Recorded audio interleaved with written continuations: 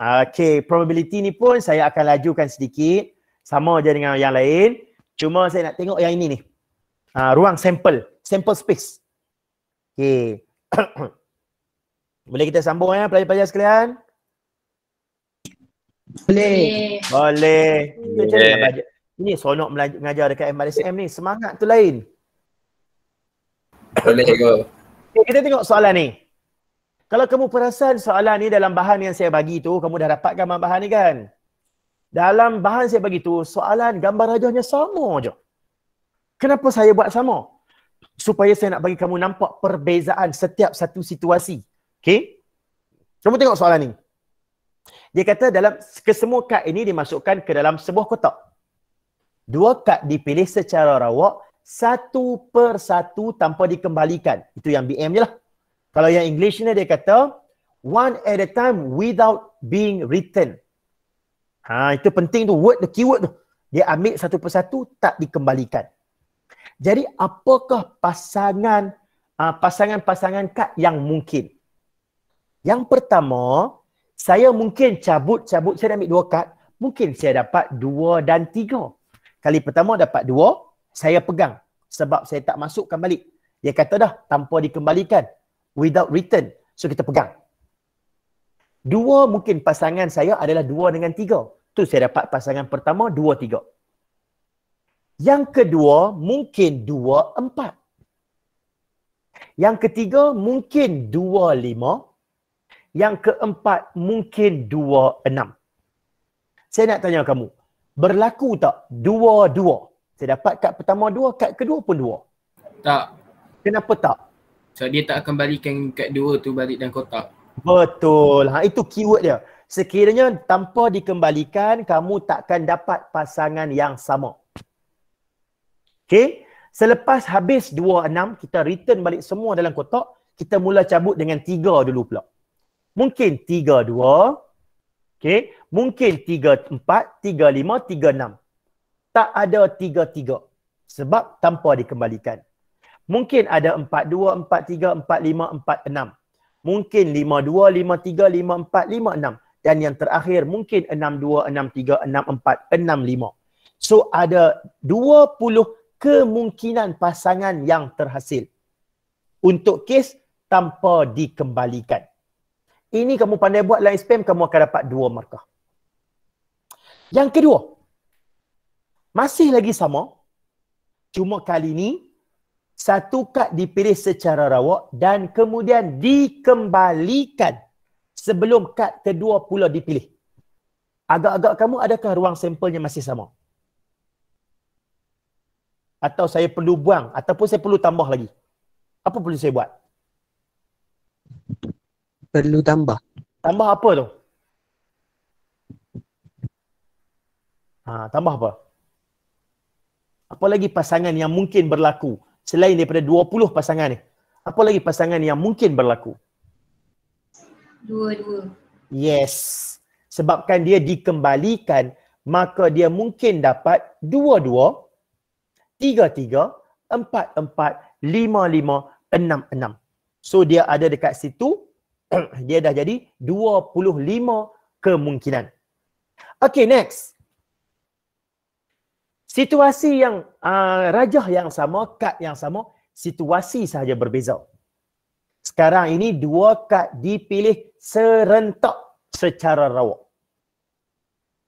Okey, serentak. Jadi apakah pasangan yang saya mungkin dapat? Yang pertama mungkin saya dapat 2, 3. Mungkin juga 2, 4. Mungkin juga 2, 5. Mungkin juga 2, 6. Ada tak 2, 2? Mungkin tak 2, 2?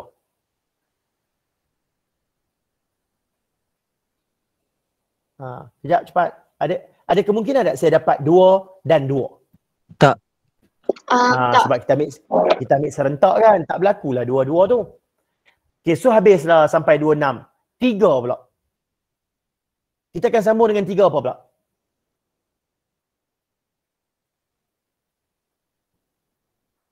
Selepas 2, 6, kita nak sambung dengan 3 apa? 3, 2. 3, 2. Kalau kamu buat je 3, 2, kalau ada je 3, 2 dalam jawapan kamu, automatik kosong markah. Itu tajuk ni. Hati-hati ya. Okey.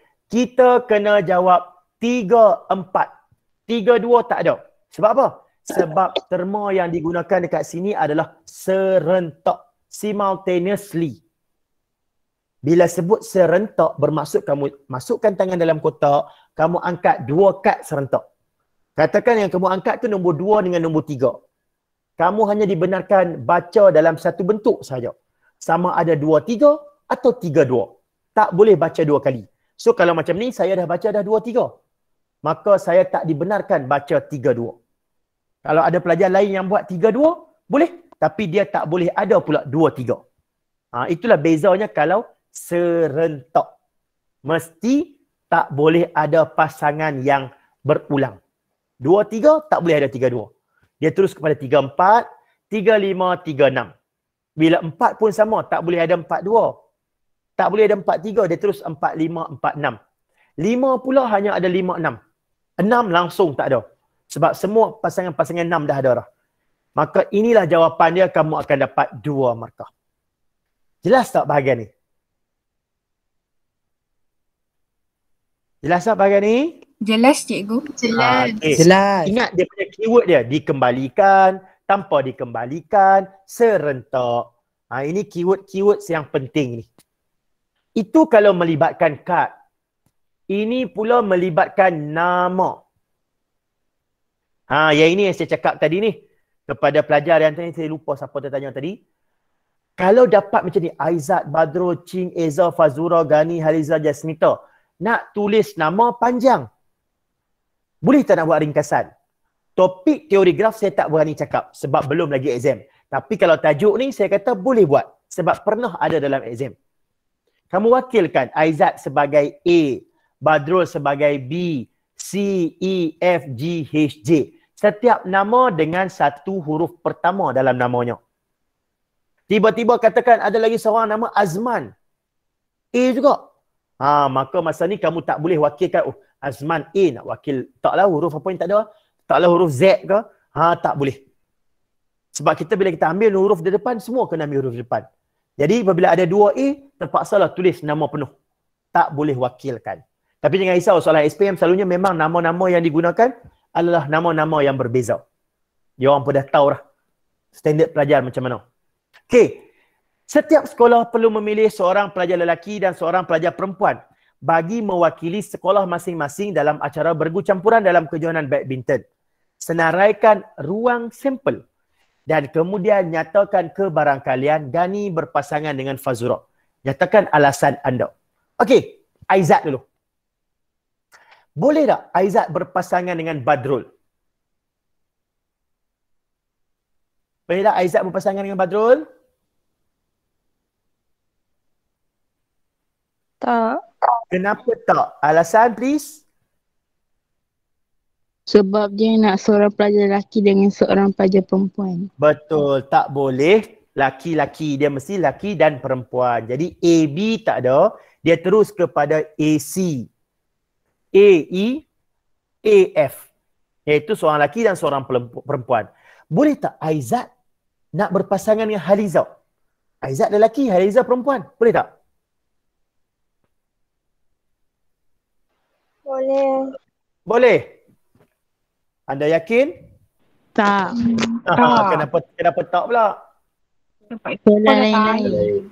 Ya, syarat dia sekolah masing-masing. Jadi A dengan H tak boleh gabung. A dengan J pun tak boleh gabung. So habislah pasangan untuk A. Badrul pula.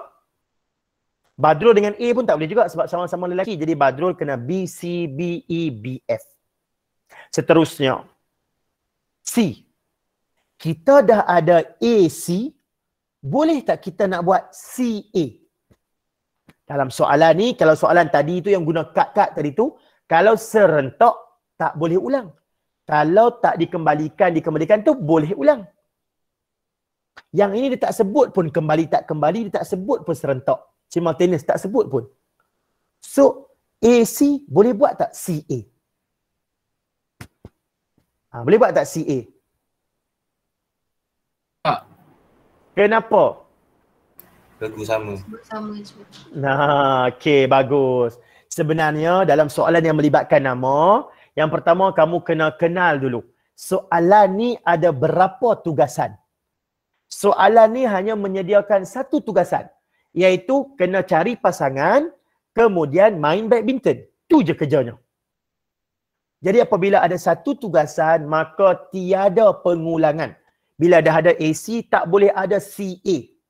Tak boleh ada CB. Tak boleh. Kalau tidak, pelik. Dalam gelanggang kan pelik tu, dalam pertandingan daerah kan. Okay, kita dalam pertandingan badminton, daerah Greek. Daerah Greek, saya pun tak tahu daerah ke apa tu. Okay. Di kiri saya, pasangan Aizat dan Ching. Bertemu dengan di kanan saya, Ching dan Aizat. Kan pelik tu. Nak main macam mana? Ada dua orang yang sama dalam satu kot. Jadi tak boleh. Jadi caranya ialah bila dah ada Aizat, Ching tak boleh ada Ching Aizat untuk satu tugasan. Okey. Kemudian sebelah SMK Sultan Melaka pun sama. GH, GJ. Habislah. Itulah semua pasangan yang mungkin. Ada 8 pasangan. Dapat dekat situ 2 markah. Seterusnya, dia kata sekarang daripada 8 pasangan ni, dia kata, nyatakan kebarangkalian. State the probability of Ghani pairing with Fazura. Ghani nak berpasangan dengan Fazura. Apakah kebarangkaliannya? Boleh berlaku tak tu? Ghani dengan Fazura? Tak. Okay, tak. So, apakah kebarangkaliannya? Dia kata state the probability. Apakah kebarangkaliannya? Kamu nak tulis apa? Come on. Bagi jawapan. Kosong. Kosong ke tidak berlaku? Tidak berlaku. Tidak berlaku ke tiada kemungkinan? Tiada Ada kemungkinan. kemungkinan. Iman tak kukuh ni. Asyik berubah . Okey, ingat sebab soalan macam ni pernah ditanya dalam SPM. Okey? Soalan bila dia kata untuk kebarangkalian mesti nilai, iaitu kosong, sifar. Kalau kamu jawab tiada kemungkinan, tiada kebarangkalian, tidak berlaku, maka tiadalah markah untuk kamu. Tak dibenarkan jawab macam tu. Kebarangkalian mesti nombor.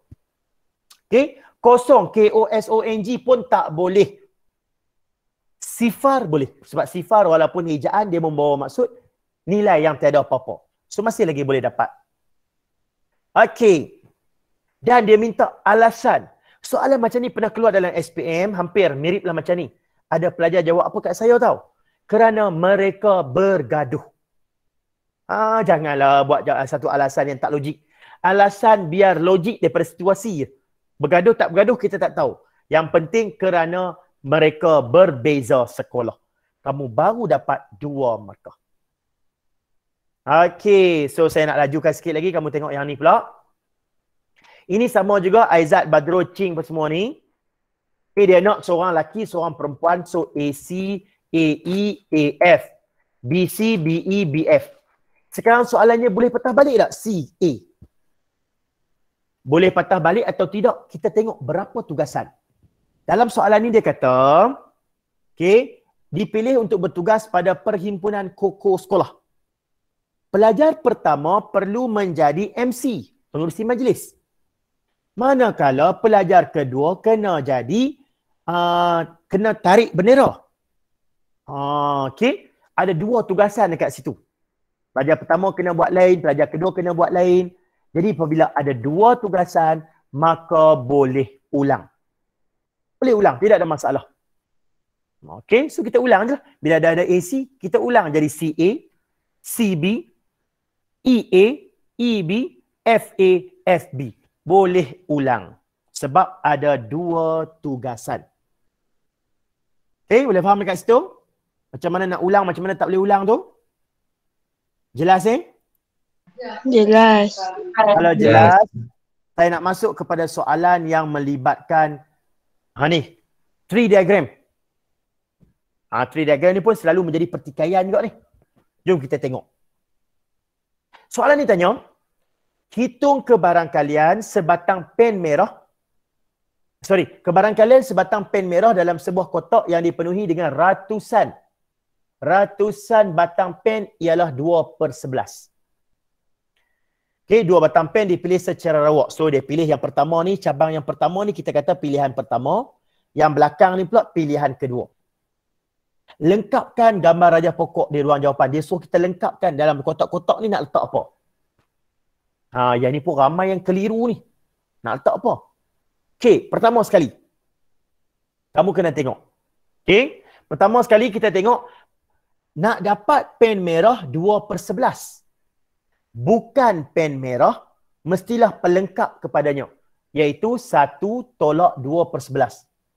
Kamu akan dapat 9/11. Kalau kamu tambah 9 dengan 2 ni akan dapat balik 11. Okey. Itu untuk cabutan pertama. Cabutan kedua, kenapa pen merah tak berkurang pun masih lagi 2/11? Dah ambil sebatang, sepatutnya tinggallah 2, ada 2, ambil sebatang tinggallah 1. Tapi kenapa dia tak berkurang? Kenapa? Ada yang boleh explain tak kenapa? Okey. Cara dia nak tahu kenapa tak berkurang, kita tengok jumlah. Berapa jumlah pen yang ada sekarang ni? Ratusan. Ratusan, hundreds of pen. Ratusan tu boleh jelaskan tak? Berapa betul-betul yang berapa puluh? Berapa ratus? Tak boleh. Tak boleh kan? Jadi kita kata jumlahnya tak tetap. Apabila jumlah tidak tetap, maka pecahan tidak berubah.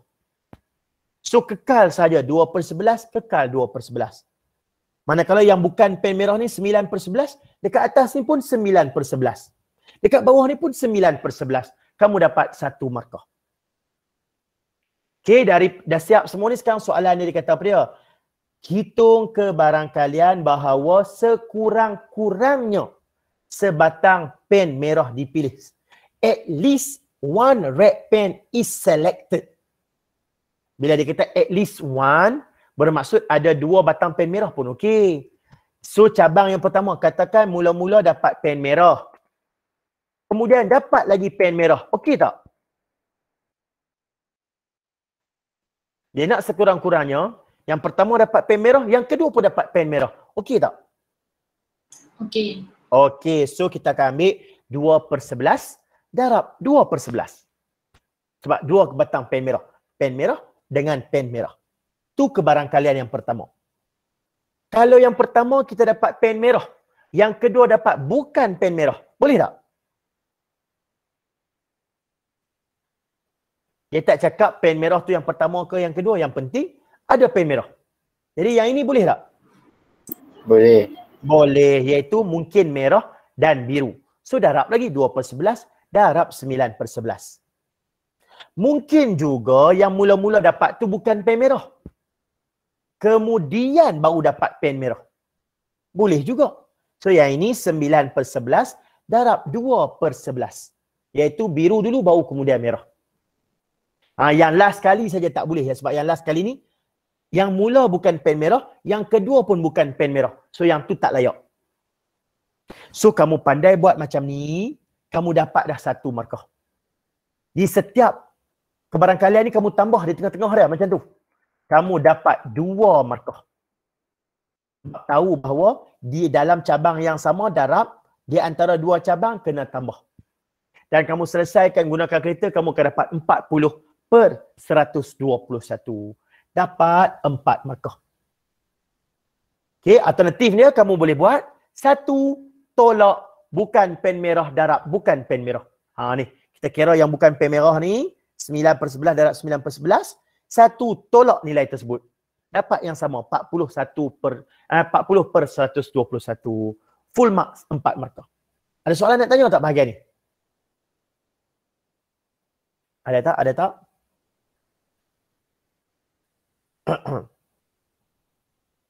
Okey, ada yang tak ada yang kata kat sini, cikgu saya tak berapa faham kenapa pecahan tu sama.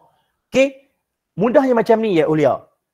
Apabila jumlah tak tetap, maka kita tak tahu dalam tu ada berapa pen. Dia hanya kata ada ratusan pen. Bila ratusan pen ni, kamu tahu ke dalam tu ada berapa pen merah? Kita tak tahu.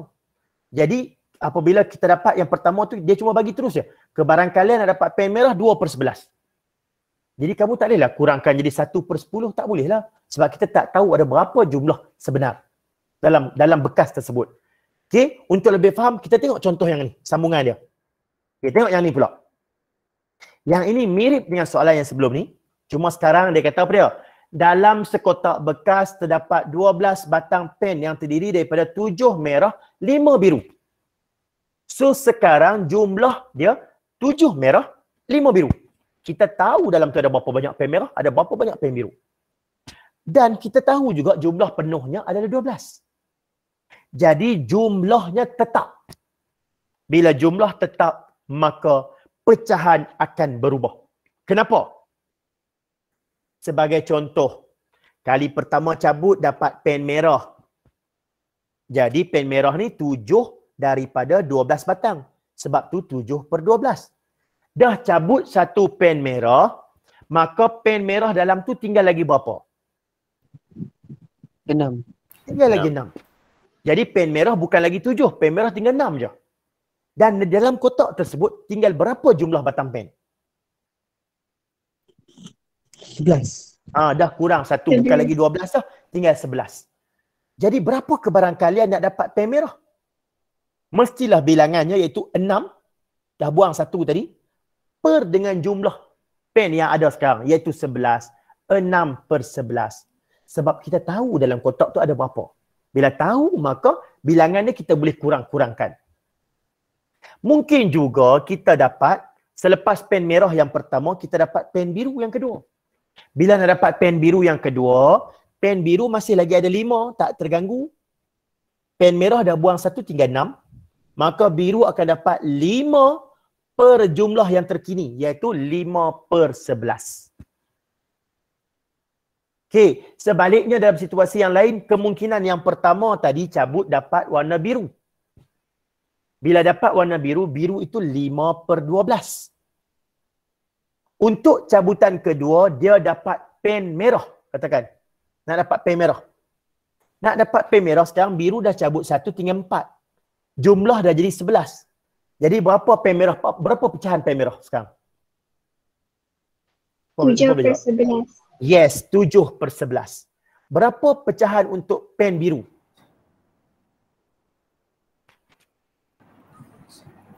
Berapa pecahan pen biru? Pen biru dah ambil dah satu awal tadi. So biru dah tak dapat 5 dah. Tinggal berapa? 4/11. Betul. 4/11. Maka kamu lengkapkan semua ni, kamu dapat 2 markah. Sekarang kamu boleh banding tak perbezaan dia dekat situ. Kalau kita tahu berapa nilai dia, jumlah dia, kita boleh kurangkan pecahan. Kalau kita tak tahu, kita akan kekalkan saja kebarangkalian tu. Okay. So settle. Saya harap Ulia dapat memahaminya. Ulia dapat faham, Ulia?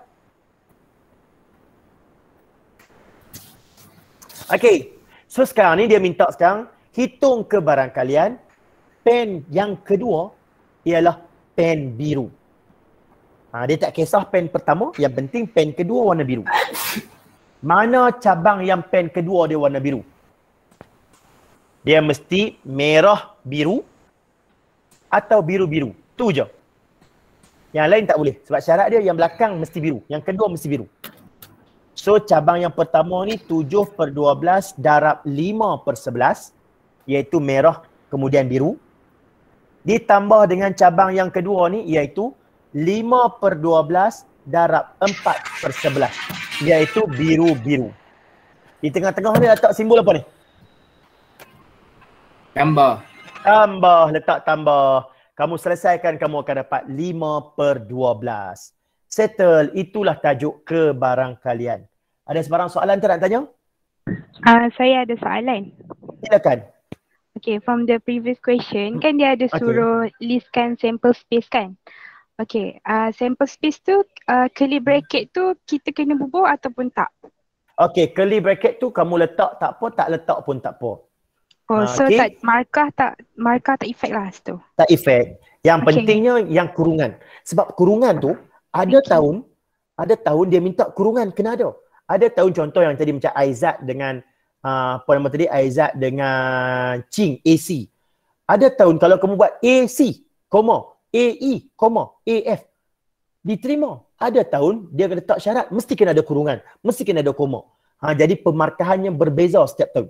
Jadi saya pesan kalau boleh kurungan letak. Tapi curly bracket setiap tahun tak letak pun tak apa.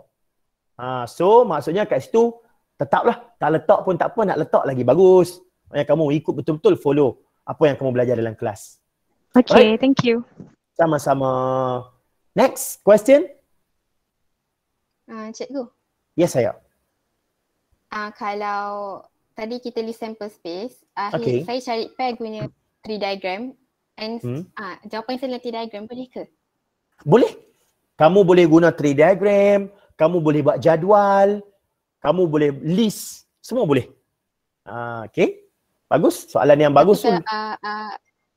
Tapi kalau akhir jawapan tu saya tak buat kurungan, macam saya tak listkan, faham tak yang kurungan? Oh, maksudnya kalau kamu buat tree diagram, kat ujung tu kamu tulis tak kesudahan dia?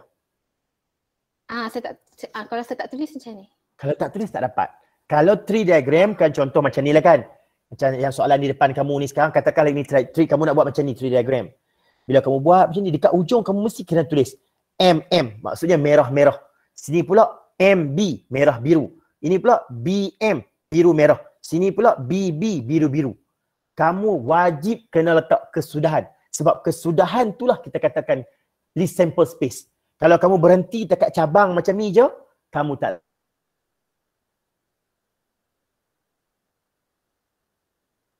dapat markah.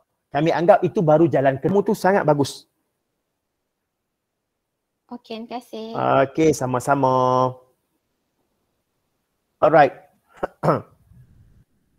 Okey, ada lagi soalan yang berkaitan dengan ni? Ada lagi tak? Tak ada. Kalau tidak ada, sekejap ada orang penting call saya, jadi saya kena hantar mesej sekejap, minta dia nanti call balik. Kalau tak penting saya tak ni sebab ni peguam. Mana ya?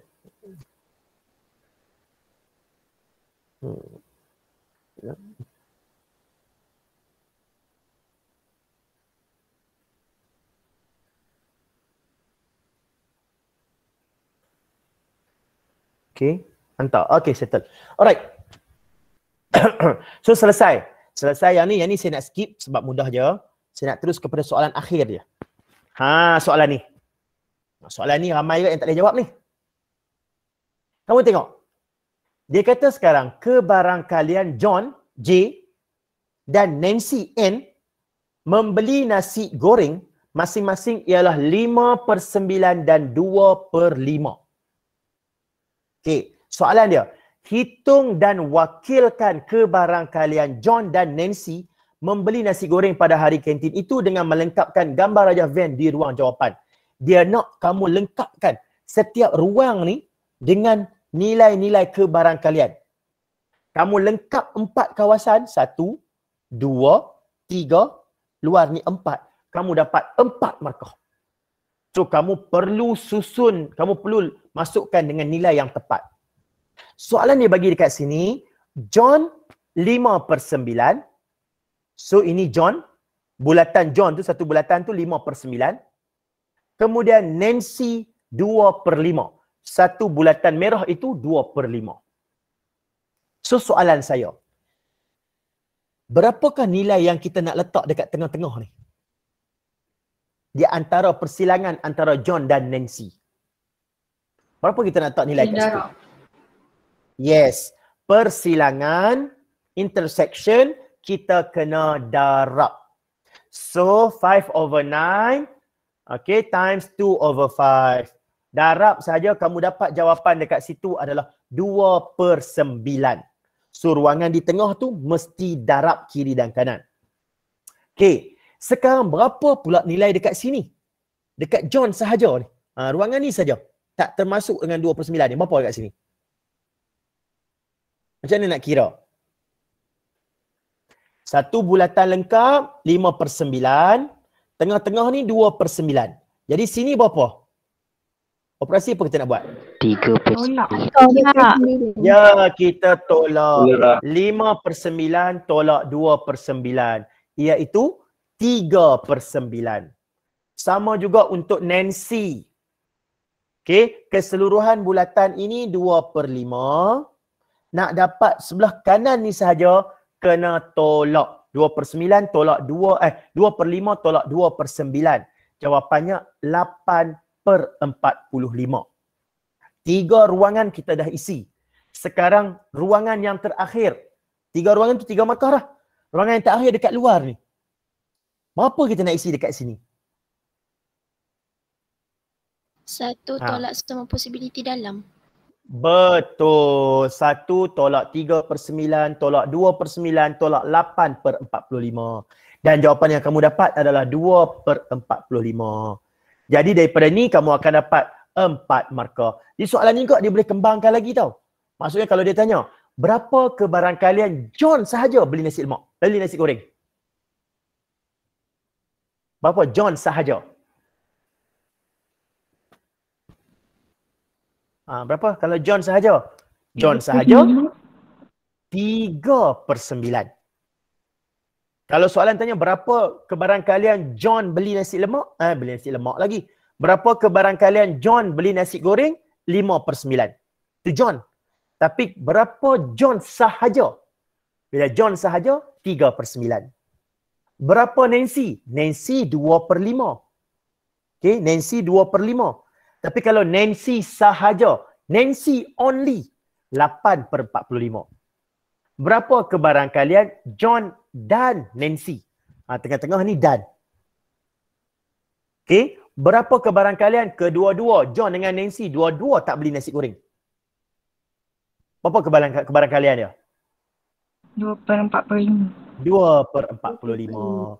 Inilah soalan kebarangkalian yang kita kaitkan dengan soalan set. Habis. Okey? Ada soalan nak tanya untuk tajuk ni sebelum saya masuk ke tajuk yang seterusnya? Ada tak? Ada tak? Ting tong, ting tong. Dekat komen ada juga. Dekat komen ada? Tak baca. Sorry.